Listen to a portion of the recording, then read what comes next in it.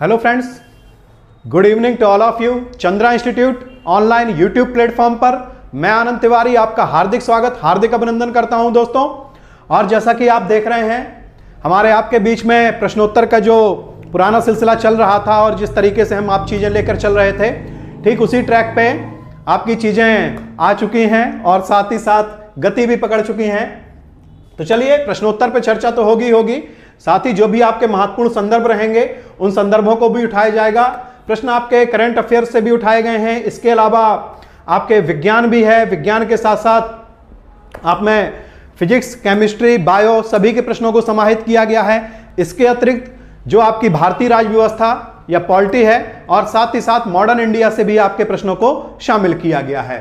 तो चलिए, प्रश्नोत्तर का सिलसिला शुरू करते हैं। और सिलसिला शुरू करने से पहले वही मेरा आप लोगों से छोटा सा परंपरागत मेरा निवेदन जो मैं आपसे कहता हूं कि प्लीज एक बार अपने अपने लेवल पर आप लोग शेयर कर दीजिए, ताकि और लोग भी इस चर्चा परिचर्चा में शामिल हो जाएं और उनको भी इस प्रक्रिया में भाग लेने का सुअवसर मिल जाए।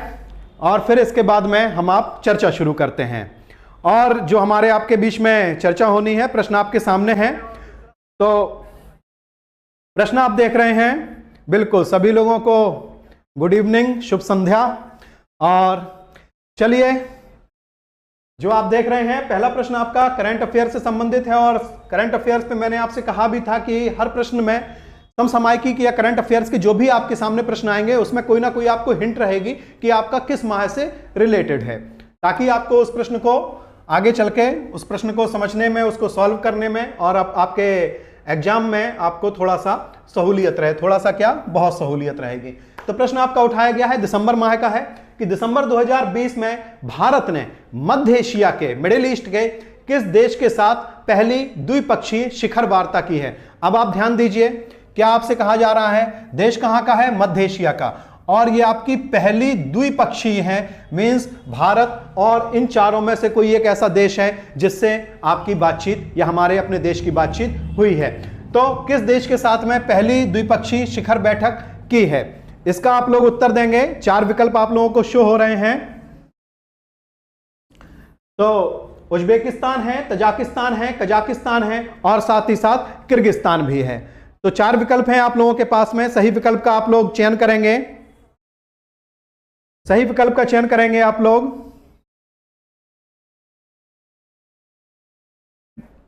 बिल्कुल, गुड इवनिंग सभी लोगों को। बिल्कुल, पहला उत्तर आया मेरे पास में, रुचि गुप्ता जी, पहला उत्तर आपका आया और पहला उत्तर सही आया। यह बहुत ही अच्छी बात है। चलिए, पहला ही उत्तर आ जाए और सही उत्तर आ जाए, इससे अच्छा और कुछ नहीं हो सकता है। ज्यादातर लोग जो उत्तर दे रहे हैं, सी उत्तर दे रहे हैं। सी उत्तर नहीं होगा इसका। हाँ, अब आप लोगों ने सही ट्रैक पकड़ा है और अब आप लोग एकदम सही रास्ते पे आ गए हैं। तो जिस देश के साथ में भारत ने पहली अपनी द्विपक्षीय शिखर बैठक की है, वो ना तो आपका तजाकिस्तान है, ना कजाकिस्तान है और ना ही किर्गिस्तान है, बल्कि ये आपका कौन है, उज्बेकिस्तान है। अच्छा, एक चीज आप और देखिए, और इस चीज को आप अगर थोड़ा सा, मैं अगर इस पे आ जाऊं, ऐसे करके यदि आप किसी भी चीज को थोड़ा सा एक अच्छे तरीके से आप अगर समझ लेते हैं तो प्रश्न आपका बड़ा आसान हो जाता है। मान लीजिए मैं यहां पे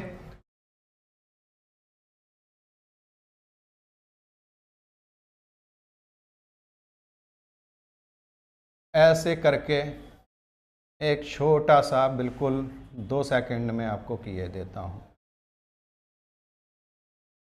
चलिए, यहां से कोई मतलब नहीं है।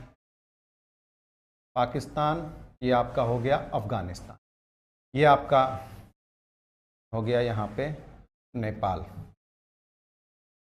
चीज़ों को समझते रहेंगे, बड़ी आसानी रहेगी आपको। ये आपका चीन है पूरा का पूरा, ठीक। और यहां से आप देखेंगे, यहां से आपके देश शुरू हो जाते हैं। ये है आपका तजाकिस्तान, ऐसे आप कर देंगे। ये आपका है उज्बेकिस्तान, ये है आपका किर्गिस्तान और इसके ऊपर आप चले जाइए, ठीक, तो कजाकिस्तान। किसके साथ में हुई है, उज्बेकिस्तान के साथ में। अब आप देख रहे हैं स्थिति, हमको समस्या किससे हो रही है, किन देशों से हमको समस्या है? ये है पाकिस्तान और ये है चीन। तो इसलिए आप मिडिल ईस्ट में हमारा देश लगातार जो है यहां पे अपना संपर्क बनाने की कोशिश कर रहा है, ताकि इन दोनों शक्तियों को या जो परंपरागत शत्रु बने हुए हैं इनको नियंत्रित किया जा सके। पहली चीज और सबसे महत्वपूर्ण चीज भी आपकी यही है। और ये जो आपकी वार्ता हुई है उज्बेकिस्तान की, तो हमारे माननीय प्रधानमंत्री मोदी और उज्बेकिस्तान के हैं शौकत मिर्जियोयेव, ठीक। तो इनके साथ में मोदी और शौकत मिर्जियोयेव के बीच में यह आपकी पहली द्विपक्षीय शिखर वार्ता हुई है, ठीक। चलिए आगे बढ़ते हैं, अगले प्रश्न पे चलते हैं। और याद रखना भी इसको बड़ा आसान है, ठीक। आप इसको भाव से याद रखेंगे, ठीक है। भा से भारत, भा से उ से उज्बेकिस्तान, ठीक। चलिए आगे बढ़ते हैं, अगले प्रश्न पे चलते हैं। अगला प्रश्न आपसे पूछा गया है, दिसंबर 2020 में स्वीकृत Bharat Nepal fast track rail मार्ग परियोजना के अंतर्गत निर्मित होने वाले रेल मार्ग की लंबाई, कौन सी परियोजना आपकी? Bharat Nepal fast track rail मार्ग परियोजना। इसके अंतर्गत निर्मित होने वाले रेल मार्ग की लंबाई कितनी है, यह आपसे प्रश्न पूछा गया है।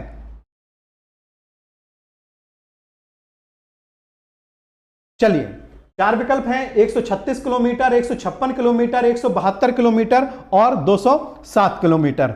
पहला उत्तर आया, पहला उत्तर गलत है, 156 नहीं है। ज्यादातर लोग जो उत्तर दे रहे हैं 156 के ही पीछे पड़ गए। 172 भी आ गया मेरे पास में। 2 रन पूरे हुए, 4 रनों पे आपको बिल्कुल अब सही उत्तर आया है मेरे पास में। बिल्कुल सौम्या सिंह जी, बिल्कुल आप एकदम सही हैं। चलिए ज्यादातर लोग जो उत्तर दे रहे हैं इसका, वो उत्तर दे रहे हैं 156 किलोमीटर। 156 किलोमीटर नहीं है, बल्कि ये आपका कितना है, ये है आपका 136 किलोमीटर। पहली चीज। दूसरी चीज, ये आप जो देख रहे हैं यहां से आपको मतलब है, ऐसे ऐसे कर दीजिए आप। इसमें जो आपका यह है आपका नेपाल, पहली चीज। इसमें जो सबसे महत्वपूर्ण संदर्भ है 136 किलोमीटर तो महत्वपूर्ण है ही है। दूसरा जो महत्वपूर्ण संदर्भ है कि ये आपको कहां से कहां तक ये आपके रेल मार्ग डेवलप किया जा रहा है, या आपकी ये रेल मार्ग परियोजना है। तो एक स्थान यहां पे पड़ेगा बिहार में, क्या नाम है इसका? Raxaul, most important Raxaul. और ये कहां से कहां तक है, ये पड़ेगा काठमांडू। तो रक्सौल से काठमांडू, तो कहां से कहां तक ये आपका डेवलप की जानी है, ये आपकी रक्सौल से काठमांडू। तो ये स्थान आपको, दोनों ही स्थान आपको याद रखना है। अब आप देख रहे हैं नेपाल की सीमाएं कितने भारतीय राज्यों के साथ में टच करती हैं। दूसरा संदर्भ यहां पे ये महत्वपूर्ण हो गया है। तो नेपाल की सीमाएं जितने राज्यों से टच करती हैं उसमें मैंने आपको बताया था, आप कुछ नहीं याद रखेंगे, आप याद रखेंगे यूयू बीएसपी। तो बीएसपी का मतलब यहां बहुजन समाज पार्टी नहीं है। यू का मतलब है उत्तराखंड, अगले यू का मतलब है आपका यूपी, बी से है आपका बिहार, एस से है आपका ये सिक्किम और पी से है पश्चिम बंगाल। ठीक, ये आपका पश्चिम बंगाल वाला क्षेत्र है जहां से।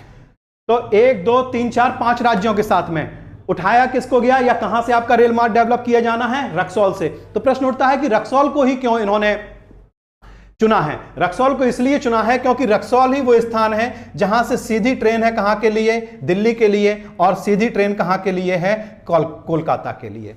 तो दिल्ली और कोलकाता के लिए रक्सौल से सीधी ट्रेन की सेवा है। तो ये जिस उद्देश्य से है, उद्देश्य ये है कि अगर कभी काठमांडू में या नेपाल में आवश्यकता पड़ी सेना भेजने की या अस्त्र शस्त्र भेजने की, तो तुरंत ही यहां से भेजा जा सकता है। इसलिए रक्सौल का चयन किया गया है। मींस ये जो आपकी रेल लाइन है, इस रेल लाइन का उद्देश्य है या सुरक्षात्मक उद्देश्य से यह आपकी रेल लाइन बिछाई जा रही है। क्लियर? तो उद्देश्य क्या है इसका? सुरक्षा। किस स्थान से कहां तक है? अगला क्वेश्चन आपका काठमांडू से रक्सौल या रक्सौल से काठमांडू। और कितने किलोमीटर इसकी अपनी लंबाई है? इसकी लंबाई है 136 किलोमीटर। चलिए आगे चलते हैं, अगले प्रश्न पे चलते हैं। अगला प्रश्न आपसे पूछा गया है, दिसंबर 2020 में भारत ने किस देश के साथ सड़क परिवहन सहयोग हेतु समझौता किया है?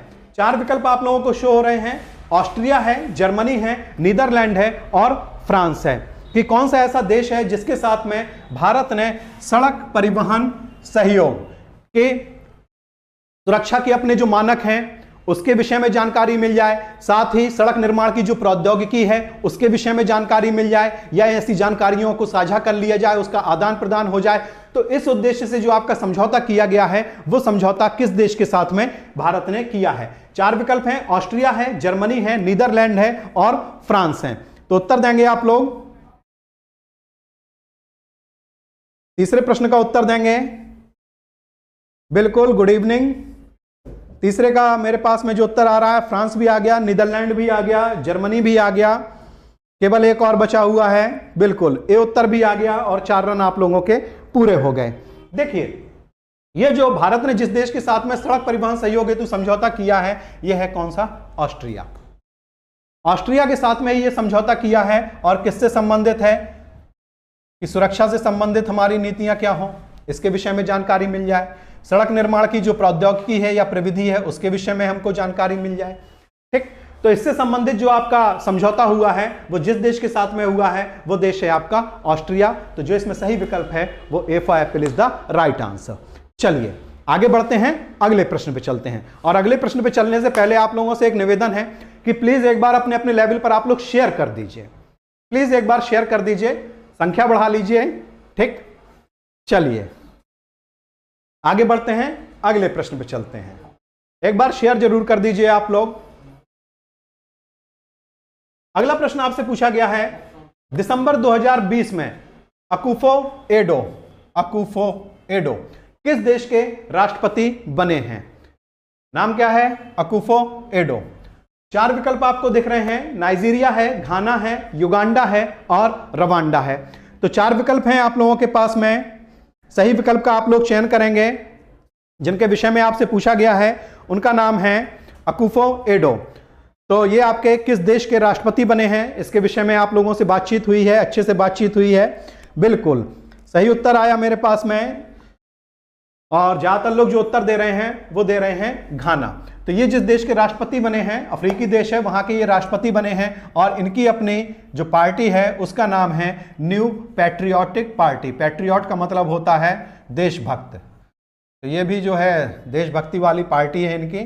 ठीक है, तो इनकी पार्टी का नाम है न्यू पैट्रियोटिक पार्टी और इसी पार्टी के ये आपके सदस्य रहे, अध्यक्ष रहे और वर्तमान में इसी पार्टी की सत्ता भी काबिज हुई, सत्ता पे काबिज हुए। चलिए आगे बढ़ते हैं, अगले प्रश्न पे चलते हैं। नेक्स्ट आपसे क्वेश्चन पूछा गया है, कंप्यूटर से संबंधित है। निम्नलिखित कथनों पर विचार कीजिए। ईसीजी मशीन एक एनालॉग कंप्यूटर है। कौन सी मशीन आपसे कही जा रही है? ईसीजी, जो आपका हृदय से संबंधित परीक्षण जिसके द्वारा होते हैं, इलेक्ट्रोकार्डियोग्राम या इलेक्ट्रोकार्डियोग्राफ। तो ईसीजी मशीन एक एनालॉग कंप्यूटर है, पहली चीज। दूसरा आपसे कह रहा है स्पीडोमीटर एक डिजिटल कंप्यूटर है। किसके लिए कह रहे हैं? स्पीडोमीटर के लिए। 4 विकल्प आपको दिख रहे हैं, केवल एक सही है, केवल 2 सही है, दोनों सही हैं या फिर दोनों गलत हैं। तो उत्तर देंगे आप लोग। 5 का मेरे पास में उत्तर आ रहा है, कुछ लोग दोनों सही मान रहे हैं। चलिए बिल्कुल, ज्यादातर लोग जो उत्तर दे रहे हैं दोनों सही का ही उत्तर दे रहे हैं। और चलिए बड़ी तेजी से उत्तर आ रहे हैं और सभी लोग, कुछ लोग लिख रहे हैं सीसीसी ही होना चाहिए। चलिए, और सभी लोग, और एक मेरे पास में सही उत्तर आया है, एक मेरे पास में सही उत्तर आया है प्रभा शर्मा जी का। इसके अलावा जो भी मेरे पास में उत्तर आए हैं वो सारे उत्तर गलत हैं। देखिए आपसे कहा जा रहा है कि ईसीजी एक एनालॉग कंप्यूटर है। ईसीजी आपका एक एनालॉग कंप्यूटर नहीं है, बल्कि ईसीजी आपका एक कैसा कंप्यूटर है? ईसीजी आपका एक हाइब्रिड कंप्यूटर है। कैसा कंप्यूटर है? Hybrid computer. हाइब्रिड का मतलब क्या होता है? वर्णसंकर या आपका मिला जुला। तो मिला जुला मीन्स किन दो चीजों का ये मिला जुला रूप है? समझ लीजिए, हमेशा याद रहेगा। एक होता है डिजिटल कंप्यूटर और एक होता है आपका एनालॉग कंप्यूटर, और इसी से आपका दूसरा उत्तर भी आपको मिल जाएगा। तो पहली चीज ये कह रहे हैं ईसीजी एक एनालॉग कंप्यूटर है, ये गलत है, क्योंकि ईसीजी आपका क्या है, एक हाइब्रिड कंप्यूटर है। हाइब्रिड कंप्यूटर का मतलब है कि दो कंप्यूटर का मिला जुला रूप हो, मींस ऐसा कंप्यूटर जो डिजिटल कंप्यूटर और एनालॉग कंप्यूटर दोनों की विशेषताओं को शामिल करता हो। डिजिटल कंप्यूटर क्या होता है, ऐसा कंप्यूटर जो सूचनाओं को, जो भी हम आप सूचनाएं डालते हैं, सूचनाओं को ग्रहण किस रूप में करता है, डिजिट के रूप में ग्रहण करें, और सूचनाओं को प्रदर्शित भी किस रूप में करें, डिजिट के रूप में या आंकड़ों के रूप में। ऐसा आपका कहलाता है डिजिटल कंप्यूटर। दूसरा आपका एनालॉग कंप्यूटर, मींस ऐसा कंप्यूटर जो सूचनाओं को कैसे ग्रहण करता है, सूचनाओं को ग्रहण करता है भौतिक आधार पे। आपके भौतिक आधार क्या हैं, फॉर एग्जाम्पल गति है, तापमान है, इस रूप में तो ग्रहण करे, लेकिन उसको प्रदर्शित किस रूप में कर दे, प्रदर्शित कर दे वो आंकड़ों के रूप में। तो ऐसा कंप्यूटर आपका क्या कहलाता है, ऐसा कंप्यूटर कहलाता है एनालॉग कंप्यूटर। तो अब आपसे क्या कहा गया, स्पीडोमीटर। तो गति आपकी क्या है, एक भौतिक मान है, तो भौतिक रूप में उसने स्वीकार किया, लेकिन प्रदर्शित किस रूप में उसने कर दिया, आंकड़ों के रूप में। इसका मतलब है ये आपका डिजिटल कंप्यूटर नहीं होगा, बल्कि ये आपका कैसा कंप्यूटर होगा, ये होगा आपका एनालॉग कंप्यूटर। इसकी जगह यदि स्पीडोमीटर की जगह थर्मामीटर कर दिया जाए, तो थर्मामीटर क्या है, तापमान। तापमान क्या है, एक भौतिक इकाई, कि भौतिक रूप में उसने आंकड़ों को स्वीकार किया या ग्रहण किया, और प्रदर्शित किस रूप में कर देता है, आपके डिजिटल रूप में या आंकड़ों के रूप में। तो ऐसा कंप्यूटर जो आपको भौतिक रूप में उसको ग्रहण करता हो और प्रदर्शित करता हो आंकड़ों के रूप में, ऐसा कंप्यूटर आपका कहलाता है एनालॉग कंप्यूटर। मींस ये भी गलत है और ये भी गलत है, तो इसमें जो आपका सही विकल्प हो जाएगा, means D for Delhi is the right answer, कि ये दोनों ही गलत हैं। क्लियर है? चलिए आगे बढ़ते हैं, अगले प्रश्न पे चलते हैं। चलिए कोई बात नहीं है, अगर आप गलत हो रहे हैं, यहां पे गलतियां कर लीजिए।